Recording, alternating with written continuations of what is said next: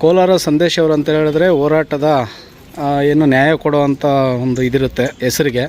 ಶಿಡ್ಲಘಟ್ಟಕ್ಕೆ ತಾವು ಬಂದಿರುವಂಥ ವಿಷಯ ಏನು ಸರ್? ಸರ್, ನಾವು ಮುಖ್ಯವಾಗಿ ನಮ್ಮ ಟಿ ಪೆದ್ನಹಳ್ಳಿಯಲ್ಲಿ ಸರ್ಕಾರಿ ಜಮೀನನ್ನು ಒತ್ತುವರಿ ಮಾಡ್ಕೊಂಡಿದ್ದಾರೆ. ಅಂದರೆ ಸ್ಕೂಲ್ ಕಟ್ಕೊಂಡಿದ್ರು, ತಹಸೀಲ್ದಾರು RIVA ಇವರೆಲ್ಲ ಹೋಗಿ ಸ್ಕೂಲ್ ಜಾಗನ ನೀವು ಒತ್ತುವರಿ ಮಾಡ್ಕೊಂಡ್ರೆ ತಪ್ಪಾಗುತ್ತೆ, ಸ್ಕೂಲ್ ಜಾಗನ ನೀವು ಬಿಟ್ಬಿಡಿ ಅಂತ ಹೇಳ್ಬಿಟ್ಟು ಮನವಿ ಕೊಟ್ಟರು. ಯಾರಿಗೆ? ಭೂಗಳ್ರಿಗೆ ಮನವಿ, ಜೊತೆಗೆ ಲೆಟ್ರ್ ಕೊಟ್ಟರು, ಜೊತೆಗೆ ನೋಟಿಸ್ ಕೊಟ್ಟರು. ಏನು ಕೊಟ್ಟರು ಯಾವುದೇ ಕ್ರಮ ಕೈಗೊಳ್ಳದೆ ಇರೋದನ್ನ ಖಂಡಿಸಿ ಸರ್ಕಾರ ISI BIS ಸರ್ಟಿಫೈಡ್ ಅಲ್ಲದ ವಾಟರ್ ಪ್ಯೂರಿಫೈಯರ್ಗಳನ್ನು ನಿಷೇಧಿಸಿದೆ. ಆನ್ಲೈನ್ ಸರ್ಟಿಫೈಡ್ ಅಲ್ಲದ ವಾಟರ್ ಪ್ಯೂರಿಫೈಯರ್ಗಳ ನೀರು ಕುಡಿಯೋದ್ರಿಂದ hormonal imbalance, BP, sugar, infertility, PCOD, cancer ಸಹ ಬರಬಹುದು. ಸರ್ಕಾರ ನಿರ್ಧರಿಸಿದ ಎಲ್ಲ ಮಾನದಂಡಗಳನ್ನು ಅನುಸರಿಸಿ ಕ್ಯಾಸ್ ಸಿಸ್ಟಮ್ಸ್ ವಾಟರ್ ಪ್ಯೂರಿಫೈಯರ್ಗಳ ಲ್ಯಾಬ್ ಟೆಸ್ಟ್ ಆಗಿ 100% ಸೇಫ್ಟಿ ಮತ್ತು ಕ್ವಾಲಿಟಿ ಇರುತ್ತೆ ಅಂತ ಗವರ್ಮೆಂಟ್ ಅಪ್ರೂವ್ಡ್ ಮಾಡಿದೆ. ನಿಮ್ಮ ಕುಟುಂಬದ ಆರೋಗ್ಯಕ್ಕಾಗಿ ಕ್ಯಾಸ್ ಸಿಸ್ಟಮ್ಸ್ ವಾಟರ್ ಪ್ಯೂರಿಫೈಯರ್ನೇ ಬಳಸಿ.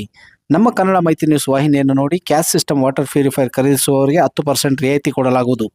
ಪ್ರೀ ಡೆಮೋಗೆ ಸ್ಕ್ರೀನ್ನಲ್ಲಿ ಕಾಣಿಸುತ್ತಿರುವ ಫೋನ್ ನಂಬರ್ ಅನ್ನು ಸಂಪರ್ಕಿಸಿ. ಅಂದರೆ ಆ ವ್ಯಕ್ತಿನ ಜಾಗ ಖಾಲಿ ಮಾಡಿಸ್ತಾ ಇರೋದನ್ನ ಖಂಡಿಸಿ ಇವ್ರಿಗೊಂದು ನ್ಯಾಯ ಕೊಡಿಸ್ಬೇಕು ಅಂತ ಹೇಳ್ಬಿಟ್ಟು ಟಿ ಪೆದ್ನಹಳ್ಳಿ ವಿಚಾರ ಬಂದೆ. ಆಮೇಲೆ ಮುಖ್ಯವಾಗಿ ನಾನು ಏನು ಮಾತಾಡ್ಬೇಕಂದ್ರೆ, ಅಮೃತ ಮೇಡಮ್ ಅವ್ರ ವಿಚಾರ ಎಲ್ಲರೂ ನೋಡಿದ್ದೀವಿ ಸರ್. ಯಾರು? ರಾಜೀವ್ ಗೌಡ. ಅಲ್ಲ, ಇಂಥ ವ್ಯಕ್ತಿಗಳನ್ನ ಯಾಕೆ ಓಡಾಡೋಕ್ಕೆ ಬಿಡ್ತಾರೆ ಅಂತ ಒದ್ದು ಒಳಗಾಗ್ತೀರಾ? ಯಾಕೆ ಆ ವ್ಯಕ್ತಿನ ಅರೆಸ್ಟ್ ಮಾಡಿಲ್ಲ? ನಾನು ಬಲಾಢ್ಯನಾಗಿದ್ದೀನಿ, ನಿಮ್ಮನ್ನ ಪೆಟ್ರೋಲ್ ಹಾಕಿ ಸುಟ್ಟಾಕ್ತೀನಿ, ನಾನು ಸುಟ್ಟು ಬಿಸಾಕ್ತೀನಿ, ಹಂಗೆ ಹಿಂಗೆ ಅಂತ ಹೇಳ್ಬಿಟ್ಟು ಹೇಳಿದ್ರು. ಇಂಥ ವ್ಯಕ್ತಿಗಳ ವಿರುದ್ಧ ಅವನು ಯಾವುದೇ ಪಾರ್ಟಿ ಆಗ್ಬೋದು, ಯಾವುದೇ ಪಕ್ಷ ಆಗ್ಬೋದು, ಸರ್ಕಾರಿ ಅಧಿಕಾರಿಗಳ ಮೇಲೆ ಈ ಮಟ್ಟಕ್ಕೆ ದರ್ಪ ತೋರಿಸಿದಾಗ ಸಮಾಜಮುಖಿಯಾಗಿ ನಾವು ಕೆಲಸ ಮಾಡ್ತಾಯಿರ್ತೀವಿ. ನಮ್ಮ ಇಡೀ ಜೀವನದಲ್ಲಿ ನಾವು ಯಾವತ್ತೂ ಈ ಥರ ಎಲ್ಲ ಅಧಿಕಾರಿಗಳ ಹತ್ರ ನಡ್ಕೊಂಡಿಲ್ಲ. ಅಕಸ್ಮಾತು ಏನಾದರೂ ಅವ್ರು ಕೆಲಸ ಮಾಡಿಲ್ಲ ಅಂದರೆ ಹೋರಾಟ ಮಾಡೋದು, ಅದೇನೋ ಒಂದು ಬ್ಯಾನರ್ ವಿಚಾರಕ್ಕೆ ನಾನು ಬಂದು ಪೆಟ್ರೋಲ್ ಹಾಕಿ ಸುಡ್ತೀನಿ ಅಂತ ಹೇಳ್ಬಿಟ್ಟು ಅಂತಾನಂದರೆ ಆ ವ್ಯಕ್ತಿನ ಯಾಕೆ ಇನ್ನು ಶಿಡ್ಲಘಟ್ಟ ನಗರದಲ್ಲಿ ಉಳಿಸ್ಕೊಂಡಿದ್ದೀರಾ ಅಂತ ನಾನು ದಯವಿಟ್ಟು ಪೊಲೀಸ್ ಇಲಾಖೆಗೆ ಮನವಿ ಮಾಡ್ತಾಯಿದ್ದೀನಿ. ಸರ್, ಅವನಿಗೆ ಎಂಥ ಪ್ರಭಾವಿ ವ್ಯಕ್ತಿ ಆದ್ರೂ ದಯವಿಟ್ಟು ಅರೆಸ್ಟ್ ಮಾಡಿ ಜೈಲಿಗೆ ಕಳಿಸಿ ಸರ್. ಯಾವುದೇ ಪಕ್ಷ, ಕಾಂಗ್ರೆಸ್ ಪಕ್ಷದಲ್ಲೇ ಇರಲಿ, ನಮ್ಗೆ ಅದರಲ್ಲಿ ಅವಶ್ಯಕತೆ ಇಲ್ಲ. ಆದರೆ ರಾಜೀವ್ ಗೌಡ ಮೇಲೆ ಇಮಿಡಿಯೇಟಾಗಿ ಕ್ರಮ ಆಗಬೇಕು, ಅರೆಸ್ಟ್ ಮಾಡಿ ಜೈಲಿಗೆ ಕಳಿಸ್ಬೇಕು. ನಾವೂ ಕಂಪ್ಲೇಂಟ್ ಕೊಡ್ತಾಯಿದ್ದೀವಿ, ಅರೆಸ್ಟ್ ಮಾಡಬೇಕು ಅಂತ ನಾವೂ ಕಂಪ್ಲೇಂಟ್ ಕೊಡ್ತಾಯಿದ್ದೀವಪ್ಪ. ಯಾರೋ ರಾಜೀವ್ ಗೌಡನ ಅರೆಸ್ಟ್ ಮಾಡಬೇಕು ಅಂತ. ಎರಡನೇದು, ರಾಜೀವ್ ಗೌಡ ಮೇಲೆ ಗೂಂಡಾ ಕಾಯ್ದೆ ದಾಖಲು ಮಾಡಿ ಗಡೀಪಾರು ಮಾಡಬೇಕಂತ ಬಿಟ್ಟು ಈ ಮೂಲಕ ಮನವಿ ಮಾಡ್ತಾಯಿದ್ದೀನಿ. ಇದು ಯಾವುದೂ ಮಾಡಿಲ್ಲ ಅಂದಾಗ ಶಿಡ್ಲಘಟ್ಟ ಪೊಲೀಸ್ ಸ್ಟೇಷನ್ ಮುಂದೆ ಹೋರಾಟ ಮಾಡ್ತಾಯಿದ್ದೀವಿ ಸರ್. ಇದು ಯಾವುದೂ ಮಾಡಿಲ್ಲ ಅಂದಾಗ, ಅರೆಸ್ಟ್ ಮಾಡಿಲ್ಲ ಅಂದಾಗ್ಲೂ, ಅಥವಾ ಒಂದು ಗೂಂಡಾ ಕಾಯ್ದೆ ಅಧಿಕಾರಿನ ಅಕಸ್ಮಾತ್ ನೀನು ನಾನು ಅಂದ್ಬಿಟ್ಟಿದ್ದೀರ ಸುಮ್ಮನೆ ಬಿಡ್ತಾಯಿದ್ರು, ನೀವು ಅಂದ್ಬಿಟ್ಟಿದ್ರೆ ಸುಮ್ಮನೆ ಬಿಡ್ತಾಯಿದ್ರೆ ಅವ್ನು ಕ್ಷಮೆ ಯಾಚಿಸಿದ್ರೇನು, ಏನು ಹಚ್ಚಿದ್ರೇನು? ಹಂಗಾಗಿ ನಮ್ಮ ಜಿಲ್ಲಾಧ್ಯಕ್ಷರು ಮತ್ತು ತಾಲೂಕು ಅಧ್ಯಕ್ಷರು ಇವರು ಶಶಿಕಲಮ್ಮ ಅವರು ಮತ್ತು ASSK ಪದಾಧಿಕಾರಿಗಳು, ನಮ್ಮ ಸಂಘಟನೆ ಪದಾಧಿಕಾರಿಗಳೆಲ್ಲ ಇದ್ದಾರೆ. ಅವರು ಒಂದು ಜೊತೆಗೆ ನಾವು ಇವಾಗ ಮನವಿ ಮಾಡ್ತಾ ಇರೋಂಥದ್ದು ಏನಂದರೆ, ಒಂದಷ್ಟು ಕೆಲಸಗಳು ತಹಸೀಲ್ದಾರ್ ಅವರು ಬಂದಾಗಿಂದ ಸ್ವಲ್ಪ ಸ್ಪೀಡಾಗಿ ನಡೀತಾ ಇದೆ. ಆದರೆ ಮಿಡ್ಲಲ್ಲಿರೋಂಥ ಅಧಿಕಾರಿಗಳು RI ಆಗ್ಬೋದು, VA ಆಗ್ಬೋದು, ಇವ್ರು ತಿಂದು ತಿಂದು ತಿಂದು ತಿಂದು ಒಂದೇ ಕಡೆ ಇದ್ದು ತಾಲೂಕಿರೋಂಥ ಗೌರವನ ಕಡಿಮೆ ಮಾಡ್ತಾರೆ. ನೋಡಿ, ಒಬ್ಬ ಅಧಿಕಾರಿ ನಿಂತ್ಕೊಂಡು ಒಂದು ಸ್ಕೂಲ್ ಜಾಗ ಖಾಲಿ ಮಾಡಿಸಿಲ್ಲ ಅಂದರೆ ಇನ್ನು ಅವ್ರನ್ನ ಅಧಿಕಾರಿ ಅಂತ ಏನಕ್ಕೆ ಅನ್ಬೇಕು ನಾವು, ಅಲ್ವಾ? ಈ ಥರ ಆಗ್ತಾ ಇರೋವಂಥದ್ದು ಟಿ ಪೆದ್ನಹಳ್ಳಿ ಗ್ರಾಮದ ನೀವು ಉದಾಹರಣೆ ತೊಗೊಬೋದು. ಜೊತೆಗೆ ಇವಾಗ ನಾನು ಗಾಂಡ್ಲಿ ಚಿಂತೆಗೆ ಹೋಗ್ತಾ ಇದ್ದೀನಿ, ಅಲ್ಲಿನೂ ಸೇಮ್ ಪ್ರಾಬ್ಲಮ್ಸು. ಇವರೇನೋ ತಹಸೀಲ್ದಾರ್ ಮೇಡಮ್ ಅವರು ಇಮಿಡಿಯೇಟಾಗಿ ಒತ್ತುವರಿ ತೆರವು ಮಾಡಿಸ್ರಿ ಅಂತ ಹೇಳ್ಬಿಟ್ಟು ಆದೇಶ ಮಾಡಿಬಿಡ್ತಾರೆ. ಅದೇ ಕೆಲಸ ಮಾಡೋರು ಇಂಥ ಬಡವ್ರನ್ನ ಪಾಪ ಡೈಲಿ ಸುತ್ತೋದು, ಇವರು ಹುಡುಗರನ್ನೆಲ್ಲ ಡೈಲಿ ಅವ್ರ RI ಕಚೇರಿಗೆ, VA ಕಚೇರಿಗೆ ಸುತ್ತೋದು, ಇಂಥದ್ದೆಲ್ಲ ಆಯ್ತಲ್ಲ.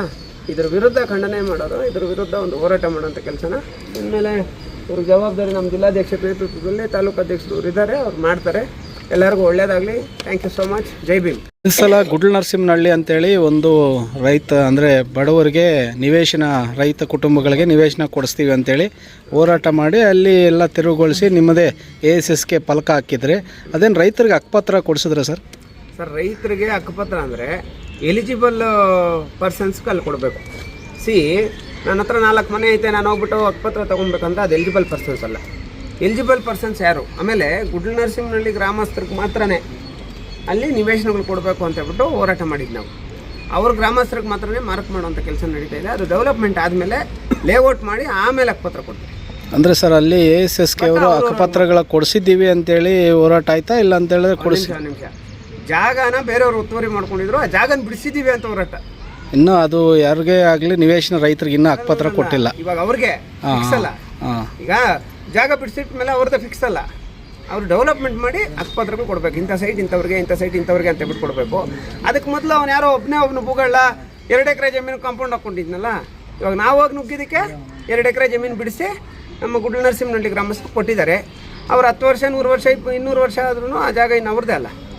ಅವ್ರು ಡೆವಲಪ್ಮೆಂಟ್ ಇವಾಗ ನಮ್ಗೆ ಮಾತು ಕೊಟ್ಟಿದ್ದಾರೆ, 3 ತಿಂಗಳಲ್ಲಿ ನಾವು ಡೆವಲಪ್ಮೆಂಟ್ ಮಾಡಿ ಬಡವ್ರಿಗೆಲ್ಲ ನಿವೇಶನ ಕೊಡ್ತೀವಿ ಅಂತ.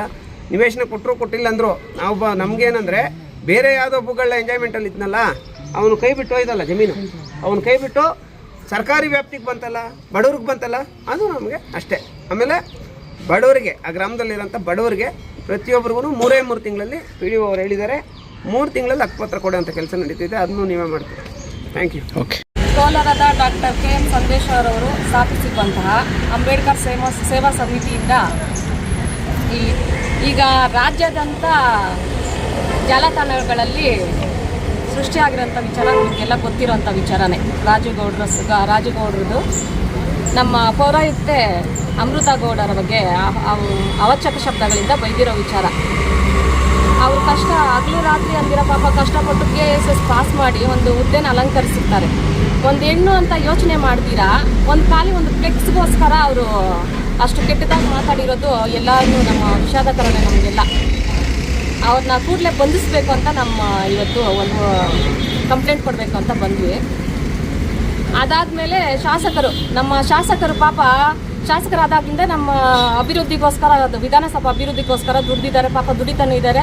ಅವ್ರ ಬಗ್ಗೆನೂ ಸಹ ಅವರು ಕೆಟ್ಟದಾಗಿ ಮಾತಾಡಿದ್ದಾರೆ. ಅವ್ರಿಗೆ ಕೆಟ್ಟದಾಗಿ ಮಾತಾಡೋ ಅಧಿಕಾರ ಅವ್ರಿಗೆ ಯಾರು ಕೊಟ್ಟರು? ಈಗ ಸದ್ಯಕ್ಕೆ ಅವರು ಏನು ಜನಗಳಿಗೋಸ್ಕರ ಅಂತ ಕೆಲಸ ಮಾಡಿ ನಾನೊಂದು MLA ಆಗಬೇಕು ಅಂತಲೇ ಅವರು ಪಾಪ ನಮ್ಮ ರಾಜುಗೌಡ ಸರ್ ಬಂದಾದ್ಮೇಲೆ ದುಡಿಬೇಕಾಗಿತ್ತು, ದುಡಿತಾನೆ ಇದ್ದಾರೆ. ಆದರೂ ಅವರು ಅಧಿಕಾರನ ಕೈಗೆ ತಗೊಂಡಿರೋದು ತಪ್ಪು. ಅದಕ್ಕೋಸ್ಕರ ಕಾನೂನು ರೀತಿ ಕಠಿಣ ಕ್ರಮ ತಗೊಳ್ಬೇಕು ರಾಜುಗೌಡರ ಮೇಲೆ ಅಂತ ಹೇಳಿ ಈ ಮೂಲಕ ತಿಳಿಸ್ತಾ ಇದ್ದೀವಿ.